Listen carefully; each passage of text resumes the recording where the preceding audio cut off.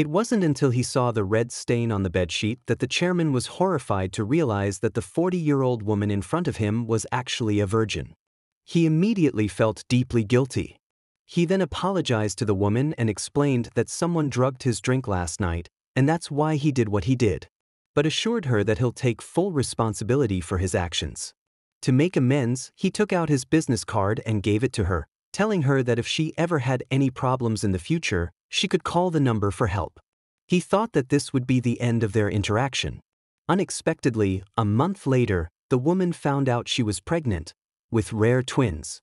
Realizing they were his own flesh and blood, she decided to keep the babies and called the man from that night. "I'm pregnant with your child," she said. "I want to keep the baby. Can we meet and talk?" "I don't know who you are," he replied, "but do you think joking like this is funny?" The chairman ordered his assistant to find out who the woman was. Not long before, the chairman had been informed by a doctor that he had a congenital condition that made it nearly impossible for him to have children. This shocked him greatly. He loved children and was still single. If he couldn't have children, no one would inherit his billion-dollar fortune. So when this unknown woman suddenly called saying she was pregnant with his child, he immediately assumed it was a scam. He angrily hung up the phone and ordered his assistant to investigate and teach her a lesson. He had no idea that the child she carried was actually his own. Meanwhile, the woman clutched her pregnancy test results, completely lost on what to do. She was 40 years old and had remained unmarried because, years ago, she found an abandoned baby at a vegetable market. Unable to locate the child's biological parents, she raised the baby herself with great hardship, delaying her own marriage. Now she lived with her adopted son and his wife, running a small restaurant together.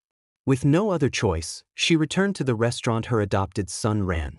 Unexpectedly, her son and daughter-in-law deliberately made her deliver food to a rich client. When the wealthy man saw her, he immediately had wicked thoughts and began touching her inappropriately. She resisted as best she could, but what he said next shocked her.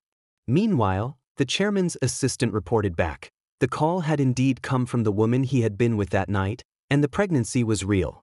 "It's absolutely true. I investigated it personally," the assistant said. "I have a child," the chairman exclaimed in excitement. "Go find her. I want to bring her back." The assistant cautioned, "Her background is a bit complicated.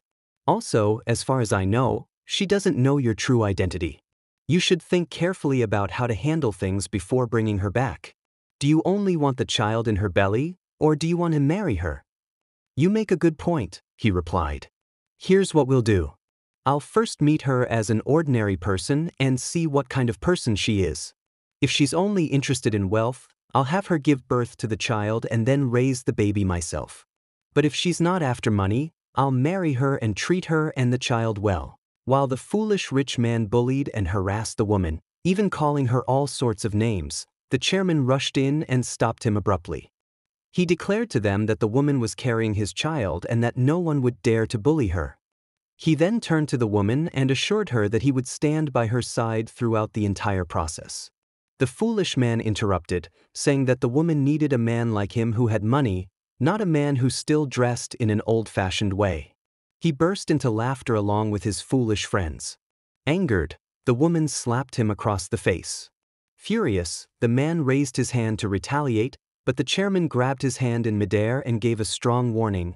"I don't want to see you anywhere near this woman, or you'll have me to contend with," and flung him away like a piece of trash. He then turned to the woman and told her that he would fight for her forever. Soon after, the story shifted to a luxurious hotel owned by the chairman. The woman's future in-laws had arranged a dinner there, while the chairman was attempting to disguise his true identity, pretending to be someone else so she wouldn't discover his wealth. He hesitated to enter the hotel with her, fearing that the staff might recognize him, greet him as their boss, and inadvertently reveal who he really was. When she tried to enter the hotel alone, the staff mocked her modest appearance and stopped her at the door. Humiliated, she tried to defend herself, but they sneered and seemed eager to embarrass her further. Just then, a man wearing a face mask appeared, introduced himself as a well-known businessman, and gestured for everyone to remain calm. His presence immediately silenced the staff, and they reluctantly allowed her to pass. He then removed his mask, turned to the staff, and sternly warned them not to address him as boss or reveal his identity. They all nodded obediently. Later, during the family dinner, the woman waited in the lobby while the chairman met with his siblings to brief them before bringing her in. Suddenly, a staff member rushed to inform him of a commotion downstairs. He hurried down, only to find several employees mistreating her again. Furious, he slapped one of them in anger. "If you were the chairman, what will you do to the staff?"